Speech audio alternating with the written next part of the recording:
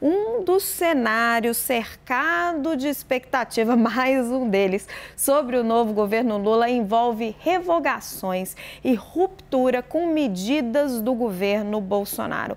Ontem, o futuro ministro de Portos e Aeroportos, Márcio França, disse que vai cancelar a privatização do Porto de Santos, o projeto de privatização do Porto de Santos. Há uma promessa de revogação de portarias e decretos de Bolsonaro sobre posse e acesso a armas. E há também a questão da derrubada do sigilo de 100 anos impostos por Bolsonaro em várias questões. Ariel, você que estava lá na equipe de transição, vem mesmo um revogaço geral e restrito?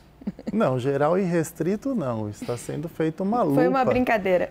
Por parte da assessoria jurídica, né? Porque também, às vezes, você pode revogar algo e pode gerar efeitos piores com a revogação. Então, tem que ser, né, ser analisado o que vai entrar depois de uma determinada revogação. Se vai valer um decreto anterior, por exemplo. Então, é necessário analisar muito depuradamente essa questão das revogações. Os grupos de trabalho, eles sugeriram, eles recomendaram muitas revogações, realmente.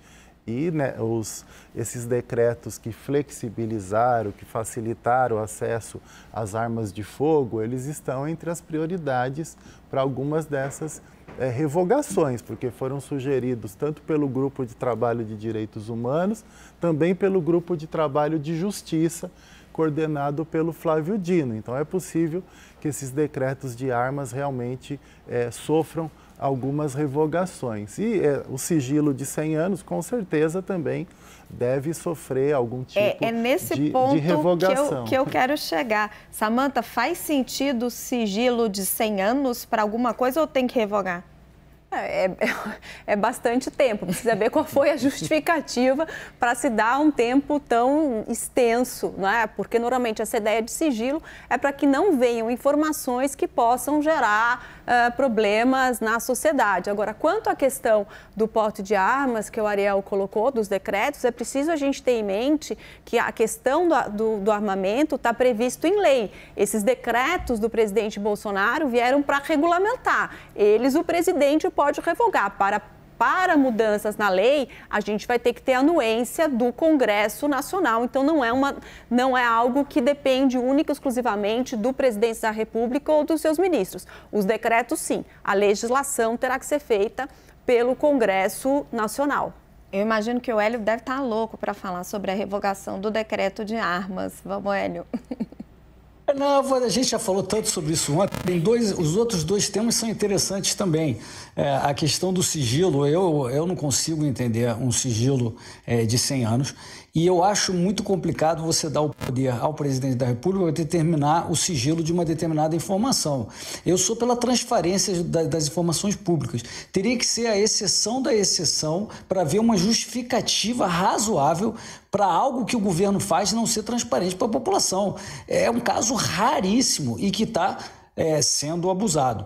Agora, no outro tema do cancelamento da privatização do Porto de São Paulo, que é importantíssimo para o Brasil, a gente falou isso aqui ontem, para a competitividade brasileira no exterior, para as exportações e para você ter produtos mais baratos entrando no Brasil, foi criado um Ministério dos Portos para dar a um aliado político cujo curral eleitoral é justamente ali em Santos. Ele foi prefeito, Márcio França foi prefeito de São Vicente.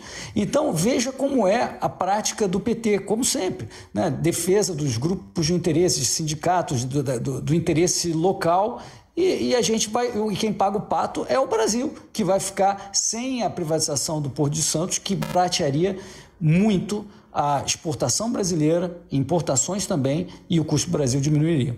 Sobre a privatização do Porto de Santos, trago uma apuração para vocês. O governador eleito Tarcísio de Freitas vai conversar com o presidente Luiz Inácio Lula da Silva e com o ministro Márcio França em breve para tentar reverter essa decisão e manter a privatização do Porto de Santos. Ele, Gilberto Kassab, vai ser um grande desafio político para Kassab. Agora, voltando para o sigilo de 100 anos, Samanta, estava olhando aqui alguns temas que foram colocados por Bolsonaro em sigilo de 100 anos. Não sei se está desatualizado, mas pelo menos era o que estava aqui. Minha equipe, por favor, me corrija se estiver desatualizado.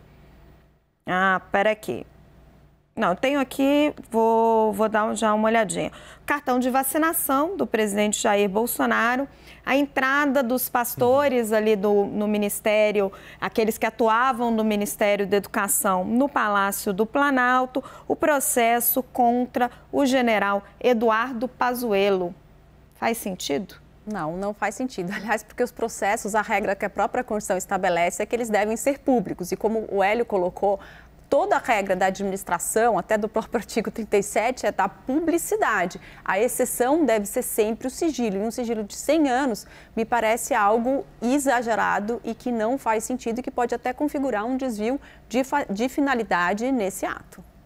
E para você, Ariel? Sim, claro. Nesse caso, eu pensei que estaria em situações antagônicas com o Hélio em tudo, mas nesse caso eu estou concordando também com ele, com certeza. A transparência é um princípio da administração pública, a publicidade, como disse a colega aqui, não tem por que justificar, ainda mais situações assim que são bizarras, né? Que foram citadas por você como decretação de sigilo, e totalmente inaceitável para obstruir até investigações. Essa questão da entrada dos pastores, entre outras, isso é uma forma de tentar obstruir as próprias investigações de situações aí até de corrupção no governo federal. Sobre o que disse o Hélio de colocar aliados políticos, isso não é uma questão do PT de colocar aliados políticos nos cargos, é uma prática da política brasileira em geral, não é de um partido ou de outro. O Bolsonaro também colocou só aliados políticos dele no governo. Até em conselhos ele queria decidir, até conselhos que antes a sociedade civil indicava representantes, ele queria também decidir que os representantes da sociedade civil encaminhassem os seus currículos para os gestores das pastas. E isso aconteceu no próprio Conselho Nacional da Criança e do Adolescente, que é um dos decretos que devem ser revogados agora. Mais 2 pontos. Raquel, só um minutinho, só Hélio. Esclarecer. Não, é que ele falou uma coisa que... Não, por favor, vai, querido. Não, é só para dizer que eu não estou criticando meramente uma indicação política. Eu estou criticando uma indicação política para revogar um avanço claro para o Brasil, ou seja, para defender o interesse próprio do partido. Só colocar mais 2 pontos do sigilo de 100 anos de Jair Bolsonaro. Mensagens após a prisão de Ronaldinho Gaúcho no Paraguai e os processos das rachadinhas de Flávio Bolsonaro. Acho que a gente chegou aqui em alguns pontos dessa revogação, o sigilo de 100 anos e aí a questão da privatização, por exemplo, onde talvez faça sentido, talvez não faça sentido. E aí jogo para você, Hélio. Tem outros temas, além da privatização, que te preocupa esses revogaços? E como é que fica a estabilidade jurídica do país? Eu não sei quais outros revogaços infralegais estão em discussão, né? A gente discutiu esses 3 aqui, mas me parece, Raquel, que existe uma intenção de revogar todos os avanços que houve durante o governo Jair Bolsonaro. A gente teve inúmeras reformas microeconômicas importantes, já foi falado de revogar avanços na legislação trabalhista, querem revogar e voltar ao que era antes de 2016, etc. Não querem, obviamente, pensar em uma nova reforma da Previdência, que é importantíssima para o Brasil, dado que eu falei que existe um déficit atuarial de cerca de 3 vezes o PIB, mas eu acho que o grande avanço do governo Bolsonaro foi ter voltado a termos superávites primários nas contas públicas, voltado ao crescimento econômico e ter organizado a trajetória da dívida, que é o que o mercado mais olha. Isso tudo já está colocado em questão. Então, esse é o revogaço que está colocando o Brasil numa situação de questionamento da sua solvência, que está causando todo esse rebuliço no mercado desde o fim de outubro, quando houve o anúncio do resultado das eleições. Samantha, e meio ambiente? Faz sentido uma mudança, uma correção de rumo, inclusive de legislação?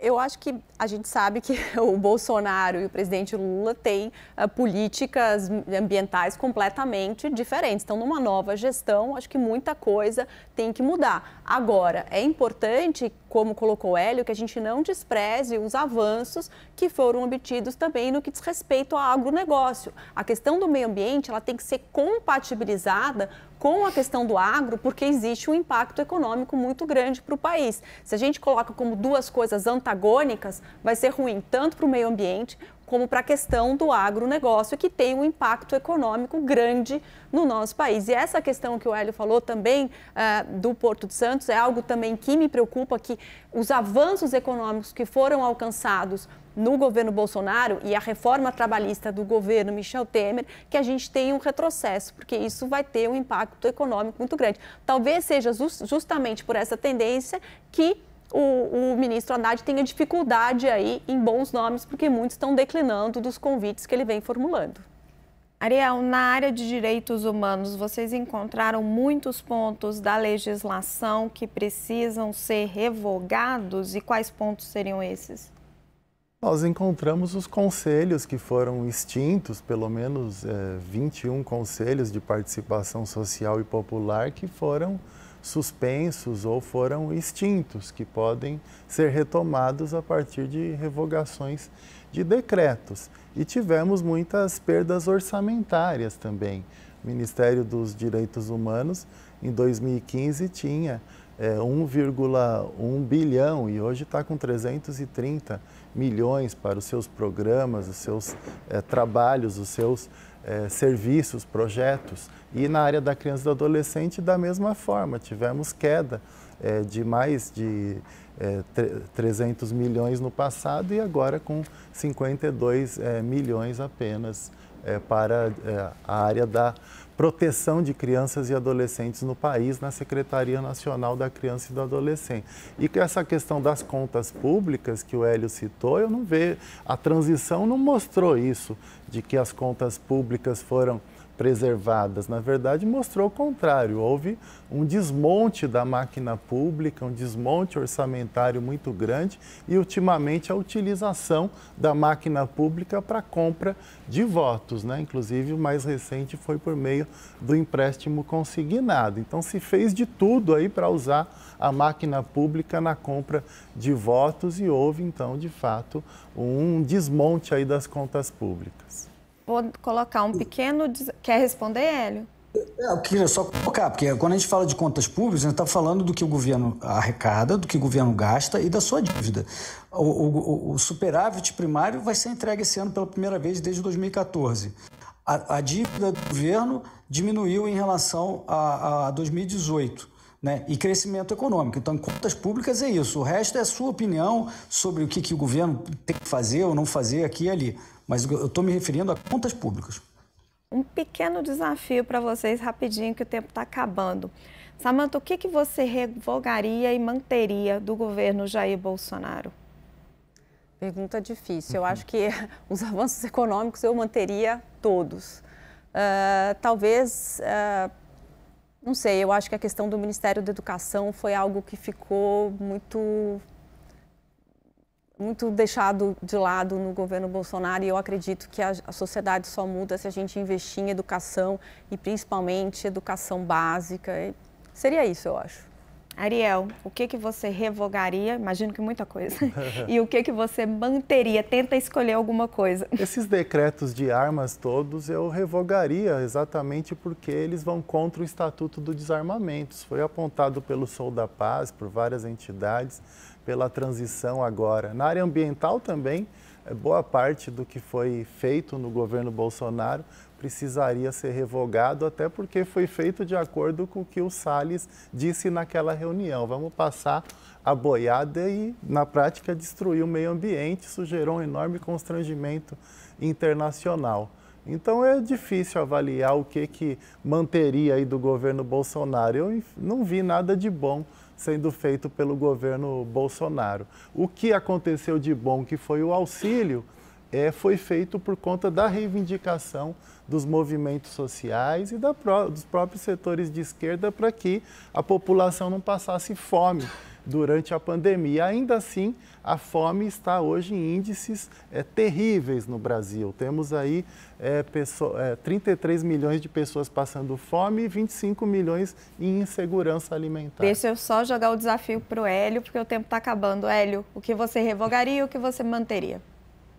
Essa pergunta não é propriamente justa, porque em tudo que aconteceu no governo Bolsonaro é relativo à liderança do Bolsonaro e do Ministério. Tem muita coisa que vem do Congresso Nacional, principalmente, né? Então, é algo difícil de avaliar. Eu acho que o que eu revogaria, se pudesse voltar ao passado, foi aquela atitude do presidente no início, achando que ia governar sozinho e depois pagou caro por isso. Então, isso é uma questão grave. Eu acho que muito da retórica utilizada foi muito destrutiva. Então, eu acho que esses são os dois principais pontos que eu revogaria se pudesse voltar ao passado, que é impossível. Do que eu manteria, eu acho que o presidente Bolsonaro teve enorme coragem em nomear o Paulo Guedes e uma agenda liberal para o Brasil. Eu acho que esse foi o principal avanço, a despeito dos solavancos e de gente se opondo, e não aconteceu como o Guedes gostaria na maior parte das vezes, mas conseguiu avançar. Eu acho que essa herança, que é muito positiva, deveria ser mantida e, infelizmente, o governo PT e Lula já indicaram que querem revogá-la e não pacificar o Brasil.